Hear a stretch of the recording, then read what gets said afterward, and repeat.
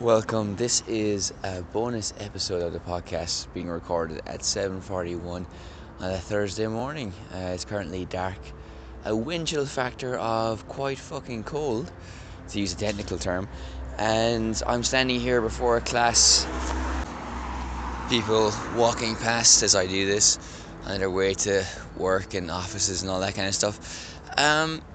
Why am I doing an extra podcast? Well, I don't know, I just got the urge, and when you have the urge to do something, you should do it. I don't know how long it's going to be, but I'm going to keep talking, and whatever it is, that's the podcast.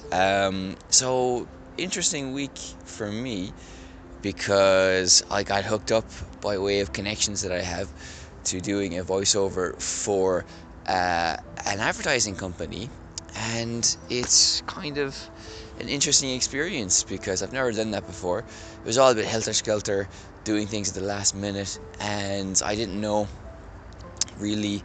I still don't know where it's going, if they're going to use it or not, but they seemed to like it, and it was an interesting experience. I can't say the brand, I think, I don't know. I haven't signed any non-disclosure act or anything, Donald Trump, but just to play it safe, I won't say anything about who I was doing it for. But it's a big brand, and if they use it, I guess a lot of people will hear / see it. So I've done two of them, actually now. So I've done two for the same company. The first one was really energetic, you know. They wanted like más curvas, they wanted you to speak más alto, you know. So a lot of these are buzzwords, so I guess they wanted me to speak louder, which I did. They wanted kind of more tonal changes, tonal shifts in what I was saying. Now, they listened to the podcast to test out my voice. Obviously, the podcast sold them on the voice as well. So that's why they kind of booked me, I guess, because they knew me through contacts, and I was available, and their need was urgent. And also the podcast confirmed to them that the voice was suitable for this advert. The first spot, I guess, was, like as I said, it's kind of energetic. It's for a youth market, 20 to 30 years old. I am 30, so I guess I just make that cutoff point. And as I said, with intonation change, playing with the tones and everything as well. And it was interesting. It was exciting, and it's creative, because it's like a 40-second text. There's different parts to it. You can probably hear lots of stuff in the background now, but I'm sure it'll add to the character of the podcast. And it was just kind of, you know, in each part, in 40 seconds, you had different kind of moods, and switching from one mood to the other is a bit of a challenge, because you never know when you start off where you're going to go, which is me in general. Every time I open my mouth, I don't know where I'm going to end up. Fortunately, most of the time it ends up in a reasonably good place. And it's, you know, you have to juggle all these things, because you don't know, like, what you're capable of in this particular scene, in this particular moment, you know? Because once you start, you just have to kind of feel it. And this sounds very vague and bullshitty, but kind of feel it. At least for me, this is how I do it. You have to feel it, work your way through it, and just commit to the moment. And I know that makes you sound like an absolute wanker. I mean, because I've only done two of them. There could be somebody listening to this who's a professional voice artist, and I am not one of those people.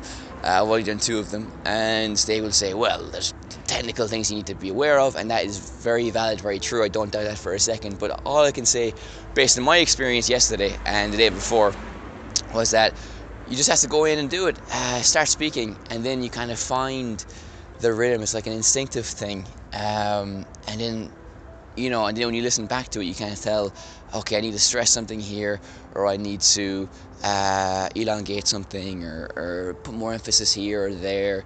And once you kind of pull it off, it is a kind of interesting experience, because, you know, you are kind of going like, hey, very familiar, you're telling a nice story, then you're kind of like saying something negative, so you're kind of like going like that, and then you're going kind of pulling it back. It's like, imagine this, you know, you're selling kind of wonder, and then at the end is, of course, is the point where you sell the product or the brand, and you kind of change your voice for that, and you do that kind of knowing tone, that tone you use when you're kind of like sure of something. And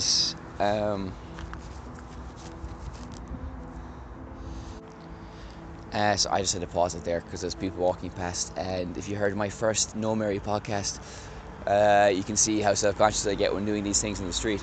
But yeah, so, and then the second one was, I did that yesterday, a bit more kind of tranquil. They said you have to sell transmitir, tranquilidad, and premium. So tranquility, quietness, calmness, and premium, which I guess is like authority or quality. It's a buzzword. I've shown it to Spanish speakers, those kind of buzzwords, and they're like, yeah, I guess they mean that.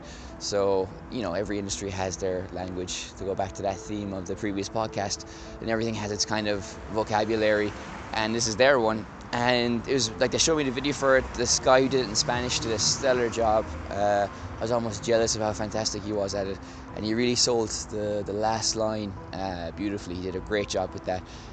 So my job was basically to say his script but in English, and the video was quite nice. It was about, like, you're looking at different amazing things. I won't go into too much detail in case I'm not allowed to. And the tone was different, and that was actually surprisingly more challenging, because when you have something to play with, when you have a specific emotion is in the first spot, you kind of have a direction point, you know where you have to go. But when it's kind of more calm, you're kind of maybe more self-conscious that maybe you're not selling it enough. But I think I did a good job with that one. I haven't heard back from them about the second one. I think I will this morning, so hopefully that will go well. So yeah, interesting things to note from that. Physically, it does take it out of you, because, like, obviously when you're teaching, you are using your voice. That's your biggest resource and your tool. Then you have to do it like between classes or after class, and you're a bit tired. And if you do it for an hour, I feel my chest gets a bit sore, I guess. I don't know. It feels like that when you do it for too long, it's like it is a physical exertion that takes its toll a little bit on you. So I guess if for a professional doing it, they might do breathing exercises, they might do special things, or just through sheer practice and doing it over and over again, they kind of know how to do it perfectly, and their body's just attuned to it, and it's just like a muscle, and it gets stronger every time you do it. So if you're a professional, you definitely have more insights than I do into this, but this is just my first foray into this type of thing, and I'm just noting my observations about the whole thing. It's a bit mad. It's gloriously mad, gloriously mental, the things that can happen to a person. And because I get notice of this so late, the first time I did do it, I literally had to do it in one of the places where I teach. Close the door to the classroom semi-confidently, hope nobody hears me, especially the people in the next room and the secretaries in the kind of main part of the building, and just kind of do it. Needless to say, those takes were actually not that good, because the echo in the room was a bit distortiony. But when I did it at home, on my phone, because my microphone is broken at the moment, actually turned out pretty good, I think.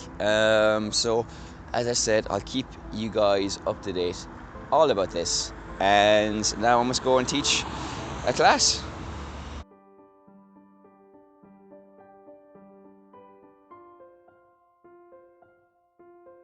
Just out of the class, went pretty well, even though I arrived 5 minutes early and I had to teach 5 minutes extra.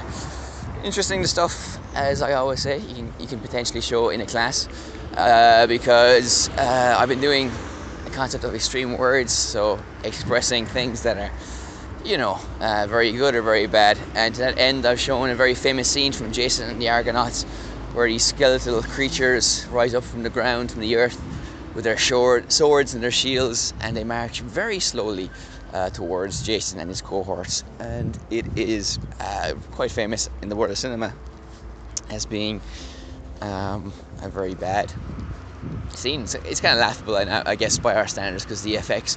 Also, it is a very famous scene from Star Trek, the original series, where Captain Kirk fights an alien in a very ropey costume. And I guess he's on a planet where your movements are kind of slowed down, and the fight scene is pretty bad. So I recommend checking those two things out if you can, in your leisure. So this is the last part before herself comes back.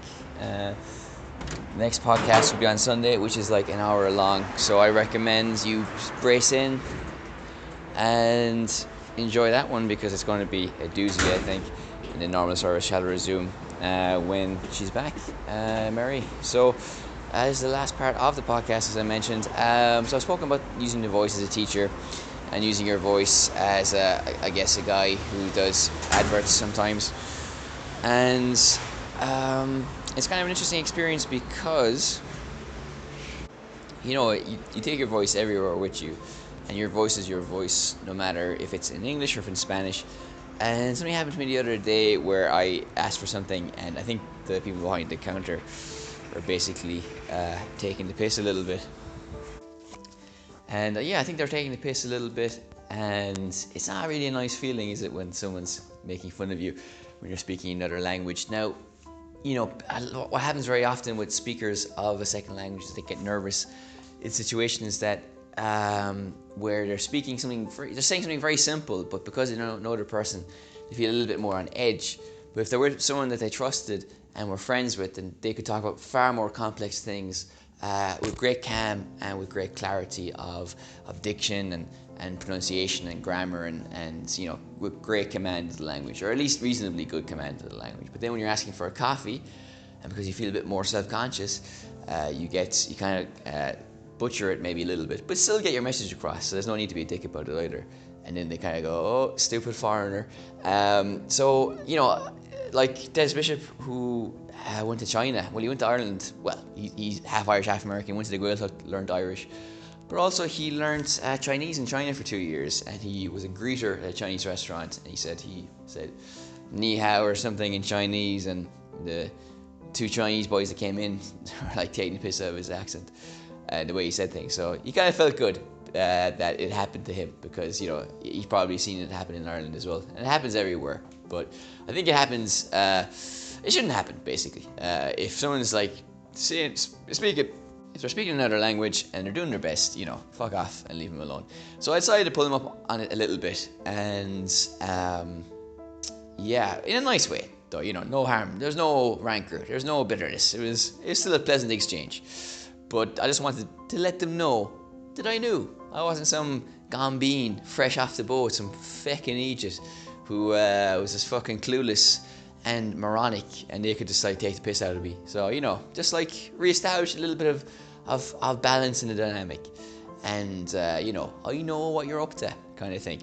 But, still in a friendly way. And at least the sandwiches were nice anyway. That was why I was there, and they fulfilled that part of the bargain, so I can't complain too much. So that's it. This is the ramble, meanderous ramble. Check out El Narpa 1 on Twitter, El Narpa on YouTube, elnarpa.net, as elnarpamedia.com as our website. And the next episode, as I said, is dropping on Sunday, and the normal service shall be resumed with the weekly podcast with your co-hosts, me and herself. Take care, have a great weekend, and we'll be talking to you soon.